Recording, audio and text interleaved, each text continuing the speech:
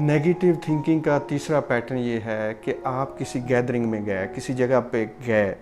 वहाँ पे लोग आपस में बातें कर रहे थे, आपके बारे में भी बातें हुई, कुछ अच्छी बातें हुई आपके बारे में, एक आध किसी ने क्रिटिसाइज़ भी किया, आप पे तनकीद भी हुई,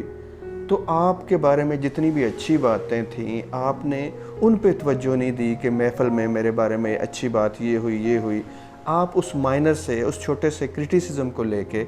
बैठ जाते हैं और उसके बारे में सोचते रहते हैं कि ये मेरे बारे में बात क्यों हुई, क्यों की गई, मैं ऐसा क्यों हूँ, या इसी बात को अपने सर पे सवार कर लेते हैं बजाय उन अच्छी बातों पे तवज्जो देने के। एक छोटे से क्रिटिसिज्म को दिमाग पे बिठा लेना ये भी नेगेटिव थिंकिंग में आता है। आप इसकी जगह पे जो आपकी अच्छी बातें हुई, जो आपकी खूबियों को रिकॉग्नाइज़ किया गया, उन पे तवज्जो रख के अपने आप को खुश रख सकते हैं। तो उसको इस अंदाज़ के देखें कि उसको मैं, अगर वो ख़ामी है तो उसको मैं ठीक करूं।